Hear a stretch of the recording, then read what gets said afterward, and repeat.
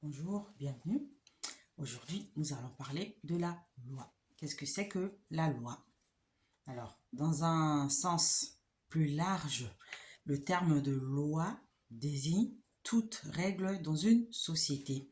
Mais sur le plan juridique, la loi, c'est un texte qui émane du pouvoir législatif. Donc, la Constitution distingue 4 sortes de lois. Premièrement, la loi référendaire. Donc, c'est la loi qui est adoptée par le peuple. Son adoption passe par un processus appelé référendum. Donc, elle est prévue à l'article 3 de la Constitution. Citons par exemple le cas de la loi du 30 septembre 1992 concernant la ratification du traité de Maastricht, donc qui est une loi référendaire. Deuxièmement, la loi organique.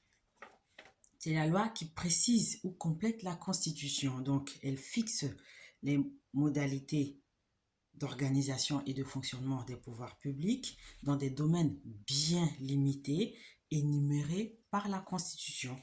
La loi organique obéit à une procédure particulière, par exemple les modalités de l'élection du président de la République.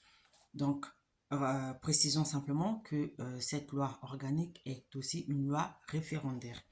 Troisièmement, on a la loi constitutionnelle. Donc, c'est la loi qui révise ou modifie la Constitution. Elle est votée soit directement par le peuple, soit par le Congrès, qui, je le rappelle, est la réunion des deux chambres du Parlement, à savoir la chambre haute qui est le Sénat et la chambre basse qui est le Parlement. Donc, à titre d'exemple, on peut citer la loi constitutionnelle du 2 octobre 2000 relative à la durée du mandat du président de la République, donc qui est passé d'un septennat, c'est-à-dire d'une durée de 7 ans, à un quinquennat, 5 ans de durée.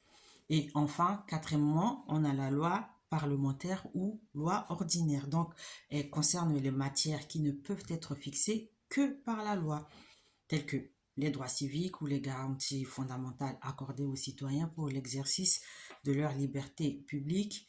Et elle concerne aussi les matières dans lesquelles la loi doit seulement fixer les principes fondamentaux et les modalités pouvant être faites par voie de décret. C'est le cas notamment en ce qui concerne l'organisation générale de la défense nationale. Donc, ceci est précisé à l'article 34 de la Constitution. Donc, voilà pour la définition générale et juridique de la loi. Si vous avez des questions, n'hésitez pas à faire un tour sur notre page ou à nous contacter aux coordonnées qui figurent. Voilà, à bientôt.